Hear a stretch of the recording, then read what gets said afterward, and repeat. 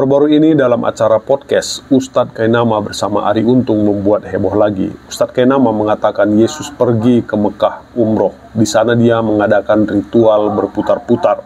Nah, halo semuanya, bertemu lagi bersama saya Cornelius Ginting. Saya tidak mencampuri agama non-Kristen, saya hanya meluruskan ajaran yang salah tentang kekristenan supaya orang-orang Kristen tidak bingung dan tersesat. Jika menurut Anda video ini bermanfaat, jangan lupa membagikannya kepada banyak orang. Nah, mari kita simak video Bang Kainama ini. Nah, mereka biasa bayarnya itu pada saat hari raya apa itu? Pas kurban itu H2287. Di tempat yang sama? Enggak, kita mundur lagi berarti Strong Concordance, ganti angkanya H2287. Apa tuh? Hagag. Hagag. Iya, klik Hagag. Hajjaj berarti ya? Hajjaj, Strong Info. Bukan, cari ke bawah lagi, di bawahnya Strong Info ada tulisan gini nih. Aki, Brown Driver Briggs, ada nggak tuh? Lexicon, Brown Driver Briggs. Di bawahnya nggak ada. Klik. Ya sudah. Ada. Dari baris pertama, kedua, ketiga kalau nggak salah diterjemahkan. Berziarah. Mengambil diri sendiri ke atau menuju objek penghormatan. Berziarah ke Mekah. Sabean berziarah. Bandingkan 85 Surya merayakan pesta Polimeri, ada nama tempat fog. Oh, ada Mekahnya ya? Iya. Padahal bahasa Ibrani juga kan nih. Iya. Udah jelas ya. Tapi saudara kita yang di keyakinan ini nggak baca sampai ke sini. Mereka baca nggak sih? Ini dibaca nggak sampai ini? Ada pendeta-pendeta yang baca. Tapi, ada yang baca. Ya tapi nggak boleh kan? Nggak boleh dong. Nggak boleh apa? Lu sekarang kalau ditampilkan depan jemaat bubar loh. Yesus puasa, zakat, sholat, hari raya kurban, Idul Adha, dan umrah nih, pilgrimage. Nah, gitu kan? Kan baru sadar sih ya. Tadi kan antum yang baca. Tuh, punya referensi ya. Dan perjalanan ini umrah jemaah ke Mekah. Iya. Sama ke Sabdenkem, apa tuh? Sabdenkem. Yalah, tempat-tempat itu yang wilayah-wilayah dibilangnya dulu Arabia Felix itu, ngerti nggak apa? Syria ya kali ya.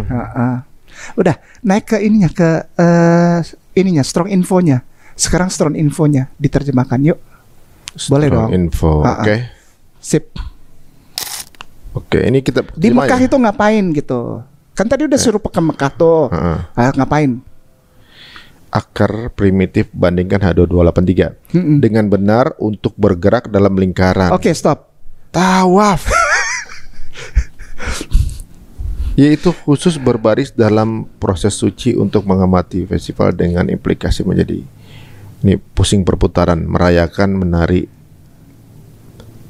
Oh ya ampun, bergerak dalam lingkaran. Semestinya kalau lihat ini dibaca semua nih, bisa salaman ini. Ya harusnya salaman. Harus salaman dong kan. Kan juga ke umroh juga, puasa juga, bayar zakat juga kan, kurban lagi kan. Kurbannya apa gitu? Orang apa-apa kan, kalau mereka kan Sepertinya Ari Untung ini sangat terpesona dengan penjelasan Ustadz Kainama. Hal yang sama juga mungkin bisa terjadi buat orang-orang yang tidak mengerti Alkitab. Nah, saya mau katakan, Kainama ini sangat salah dalam mempelajari Alkitab. Ini yang disebut dengan ilmu cocok logi. Penjelasan Kainama di atas itu sangat tidak nyambung. Strong Concordance adalah alat referensi yang sangat berguna untuk studi Alkitab, khususnya bagi mereka yang ingin memahami makna asli dari dari teks-teks Alkitab dalam bahasa asli mereka, yaitu bahasa Ibrani untuk Perjanjian Lama dan Yunani untuk Perjanjian Baru. Konkordan ini berisi daftar kata-kata yang muncul dalam Alkitab bersama dengan nomor referensi yang menghubungkan kata-kata tersebut ke definisi dalam kamus Ibrani atau Yunani. Setiap kata dalam teks asli diberi nomor strong yang memudahkan pembaca untuk menemukan definisi kata tersebut tanpa harus memahami bahasa asli. Ya, nah sekalipun orang tidak mengerti bahasa Ibrani dan Yunani, mereka bisa ya dengan menggunakan Strong Concordance ini, dan bukunya itu tebal ya teman-teman ya. Nah, saya dulu pernah miliki itu. Nah, nomor strong H2287 merujuk pada kata Ibrani dalam Perjanjian Lama. Huruf H menunjukkan bahwa ini adalah kata dari teks Ibrani atau Perjanjian Lama. Nah, sedangkan nomor 2287 adalah nomor identifikasi yang unik dalam sistem strong. Nah, apa makna dari H2287 ini? Nah, kata Ibrani yang dirujuk oleh nomor H2287 adalah cagak ya. Saya membacanya langsung aja ya. Nah, cagak, C-H-A-G-A-K ya. Kata ini memiliki beberapa makna tergantung pada konteksnya, tetapi umumnya berarti merayakan, berpesta, atau melaksanakan perayaan.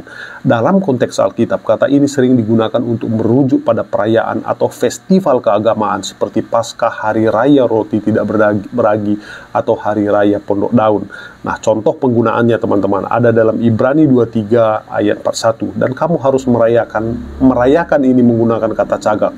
Itu sebagai sesuatu perayaan bagi Tuhan selama 7 hari dalam setahun. Itu akan menjadi suatu ketetapan yang kekal bagi generasi-generasimu. Pada bulan ke-7 kamu harus merayakannya. Nah, kata merayakan ini menggunakan kata cagak ya.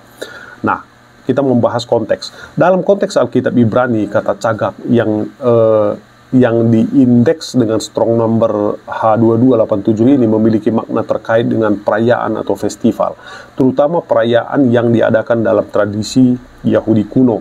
Nah, kata ini tidak ada hubungannya dengan Mekah yang merupakan kota suci dalam Islam, bukan dalam konteks Yahudi atau Kristen. Nah, relevansi dalam Alkitab tidak ada. Mekah tidak disebutkan atau dibahas dalam teks Alkitab Yahudi atau Kristen.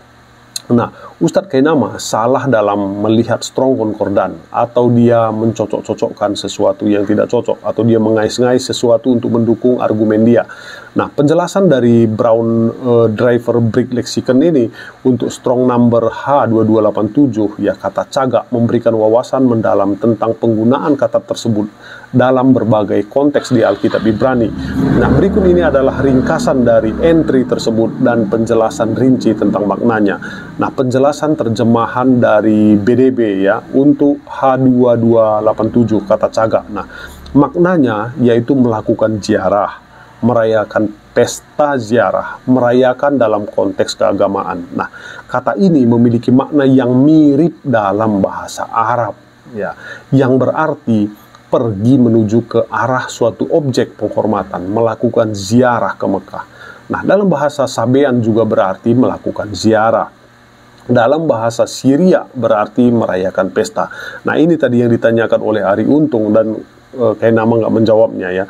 Nah, penggunaan kata ini dalam kontekstual.